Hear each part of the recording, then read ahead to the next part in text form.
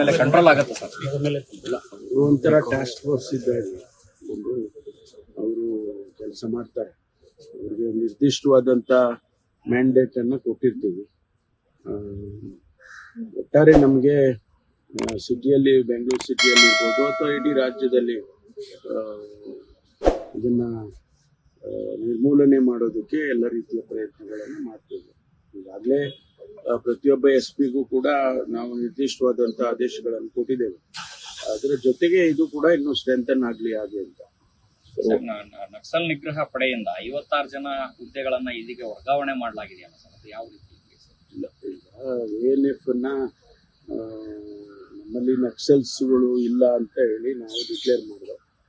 ಆ ಸಂದರ್ಭದಲ್ಲಿ ANF dismantle ಮಾಡಬೇಕು ಅಂತ ಹೇಳಿ ಒಂದಿಷ್ಟು ಚರ್ಚೆ ನಡೀತು.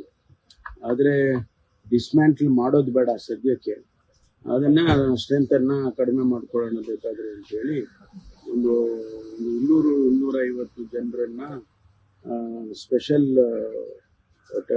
ಫೋರ್ಸ್ ಅಂತ ಹೇಳಿ ದಕ್ಷಿಣ ಕನ್ನಡ ಜಿಲ್ಲೆ ಮತ್ತು ಉಡುಪಿ ಜಿಲ್ಲೆ, ಶಿವಮೊಗ್ಗ ಜಿಲ್ಲೆ 3 ಜಿಲ್ಲೆಗೆ ಮಾಡಿದ್ದೇವೆ. SAF ಅಂತ ಸ್ಪೆಷಲ್ ಆಕ್ಷನ್ ಫೋರ್ಸ್. ಅದನ್ನ ANF ಇಂದ ದೇವರ್ ಆಲ್ ಟ್ರೈನ್ಡ್, ಅವರನ್ನ ತಗೊಂಡಿದ್ದೇವೆ. ಇಲ್ಲಿ ಬೆಂಗಳೂರಿಗೂ ಕೂಡ ಒಂದಷ್ಟು ಏನು ಸ್ಟಾಫ್ ಕಡಿಮೆ ಆಗ್ತಾ ಇತ್ತು ಅಂತೇಳಿ ಅವ್ರನ್ನ ತಗೊಂಡಿದ್ದಾರೆ. ಅಲ್ಲಿ ನಮ್ಗೆ ಅವಶ್ಯಕತೆ ಬಿದ್ದರೆ ಮತ್ತೆ ರೀಅಸೆಂಬಲ್ ಮಾಡಿ ಫೋರ್ಸ್ ಅನ್ನು ಇನ್ನೂ ಜೋರಾಗಿ ಮಾಡ್ತೀವಿ. ಸರ್, ಈಗ ಧರ್ಮಸ್ಥಳದ ಶವ ಹುತ್ತಿರೋ ಪ್ರಕರಣದಲ್ಲಿ ಏನಾದರೂ ಅಪ್ಡೇಟ್ ಏನಾದರೂ ಸಿಕ್ಕಿದೆಯಾ ಸರ್? SIT ತನಿಖಾ ತಂಡ ತಮ್ಗೇನಾದ್ರೂ ಮಾಹಿತಿ ಏನಾದ್ರು? ನಮಗೆ ಯಾವ ಬ್ರೀಫಿಂಗ್ ಕೂಡ ಅವ್ರು ಮಾಡಿಲ್ಲ. ಸಂಪೂರ್ಣ ಮಾಡಿದ್ಮೇಲೆ ವರದಿ ಕೊಡ್ತಾರೆ ಸರ್ಕಾರಕ್ಕೆ. ಅದು ಬ್ರೀಫಿಂಗ್ ನನಗೆ ಯಾವುದನ್ನು ಒಳ ಮೀಸಲಾತಿ ರಿಪೋರ್ಟ್ ಇವತ್ತು ಸಲ್ಲಿಕೆ ಆಗ್ತಾ ಇದೆ. ಸರ್ 20 ದಿನದಲ್ಲಿ ಜಾರಿ ಮಾಡ್ತೀವಿ ಅಂತ ಎಚ್ಚರಿಕೆ ಹೇಳ್ಕೊಂಡಿದ್ದೆ, ಆಗುತ್ತೆ ಸರ್ ಅಂತ? ಅಲ್ಲಲ್ಲ, ಅವ್ರು ಯಾರು ಹೇಳ್ಕೊಂಡಿದಾರೋ ಗೊತ್ತಿಲ್ಲ ನನಗೆ. ನಾನು ಹೇಳಿದ್ದು 4ನೇ ತಾರೀಕು ವರದಿಯನ್ನ ಕೊಡ್ತಾರೆ ಅಂತೇಳಿ. ಇವತ್ತು ವರದಿ ಮುಖ್ಯಮಂತ್ರಿಗಳಿಗೆ ಕೊಡ್ತಾರೆ. ಅದಾದ ನಂತರ ಅದರಲ್ಲಿ ಏನು ರೆಕಮೆಂಡೇಶನ್ಸ್ ಬಂದಿರ್ತವೆ ಅದರ ಆಧಾರದ ಮೇಲೆ ಸರ್ಕಾರ ಕ್ರಮ ತಗೊಳುತ್ತೆ.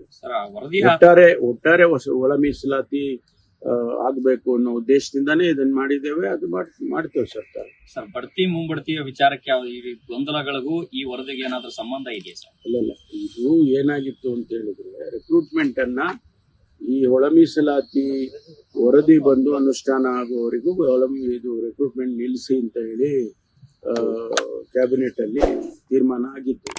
ಈಗ ಅದು ಸಬ್ಮಿಟ್ ಆದ್ಮೇಲೆ, ಅದಕ್ಕೆ ಅನುಷ್ಠಾನ ಮಾಡೋದಕ್ಕೆ ಪ್ರಾರಂಭ ಆದ್ಮೇಲೆ ಅದರ ಚೌಕಟ್ಟಿನಲ್ಲಿ ಅಥವಾ ಆ ರೆಕಮೆಂಡೇಶನ್ಸ್ ಅನ್ನ ನೋಡಿಕೊಂಡು ರೆಕ್ರೂಟ್ಮೆಂಟ್ಸ್ ಅನ್ನ ಮತ್ತು ಪ್ರಮೋಷನ್ಸ್ ಅನ್ನ ಮಾಡ್ತಾರೆ. ಲೇಟೆಸ್ಟ್ ಹಾಗೂ ಇಂಟ್ರೆಸ್ಟಿಂಗ್ ಸುದ್ದಿಗಳಿಗಾಗಿ ಬಾಸ್ ಟಿವಿ ಕನ್ನಡ ಚಾನೆಲ್ನ ಸಬ್ಸ್ಕ್ರೈಬ್ ಮಾಡಿ. ಹಾಗೆಯೇ ಬೆಲ್ ಐಕಾನ್ ಪ್ರೆಸ್ ಮಾಡಿ. ಇದರ ಜೊತೆಗೆ ಫೇಸ್ಬುಕ್, ಇನ್ಸ್ಟಾಗ್ರಾಮ್, ಎಕ್ಸ್ನಲ್ಲೂ ಮಿಸ್ ಮಾಡದೆ ಫಾಲೋ ಮಾಡಿ.